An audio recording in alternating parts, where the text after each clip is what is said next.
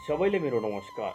म हजुरहरू बीच एउटा महत्त्वपूर्ण भिडियो लिएर आएको छु सावधानको लागि।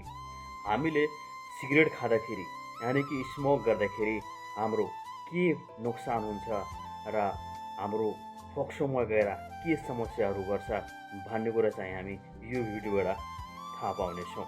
भिडियोलाई लास्टसम्म हेरिदिनु होला।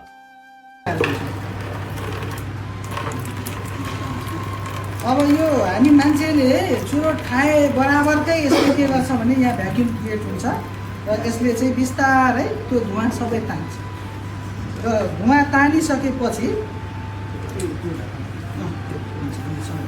आरी नै उठाएर माथि राख्नु न। आरी चाहिँ अब यसलाई चाहिँ बिस्तारै छोडिदिनुपर्छ। 2 मिनटमा यो पानी आफै सबै छुइन्छ र यो ठ्याक्कै एउटा चुरोट सकिन्छ। अब यहाँनिर हामीले अलिक माथि आधी मात्रै सक्यो चुरोट है। अब यो लेभलको धुवा यहाँ छ भनेपछि अझै यो खायो भने त योभन्दा अझै के हुन्छ, यो गाढा हुन्छ। यो हामीले जस्ट एउटा उसको देखाउनको लागि अब यो निकालिदिने, तर यो पुरै सकिन्छ। यो अलिकति यो गोलो चाहिँ यहाँ अलिक तल पर्थ्यो। अब यो मानौ यो एकजनाले एउटा चाहिँ खाइसकेपछि अब यो टिस्यु पेपर लिनुपर्छ सेतो। हाम्रो ठ्याक्कै फोक्सोको परिकल्पना गरेर, फोक्सो यति नाजुक हुन्छ, नरम हुन्छ भनेर राख्यो। अब यहाँबाट यसो फुक्नु पऱ्यो, खाने चाहिँ होइन।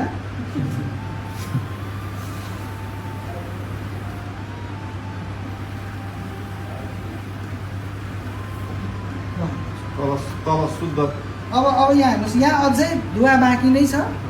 अब यति धुवाले हाम्रो फोक्सोलाई यस्तो दाग लाग्छ। फोक्सो हाम्रो यति नरम हुन्छ र यो आधी चुरोटको, हजुर यो पुरै चुरोटको होइन। आधी चुरोटले नै यति गर्यो, आधी चुरोट यहाँ बाँकी नै छ। अब यो एउटा चुरोट, आधी चुरोटले यति दाग दिएपछि हाम्रो फोक्सोको हालत अथवा फोक्सोले काम गर्ने क्षमतामा कति ह्रास ल्याउँछ र जो बच्चाहरू अहिले एसएलसीमा प्लस 2मा चुरोट सुरु गर्नुभएको छ उहाँहरूको 5 वर्षको अवस्था पछिको अवस्था के हुनसक्छ र जसले दिनमा 8वटा 10वटा चुरोट खानुहुन्छ उहाँहरूको चाहिँ फोक्सोको अवस्था कस्तो हुन्छ भनेर एउटा हामीले तत्कालै उहाँहरूलाई देखाइदिन सक्ने एउटा चाहिँ प्र्याक्टिकल हो। एकदमै यो कडा दाग हुन्छ र यो चाहिँ अब हामीले स्कुलहरूमा अथवा काहीँ प्लेटफर्म पायौँ भने चाहिँ देखाइदिनु होला भन्ने अनुरोध पनि गर्न चाहन्छु।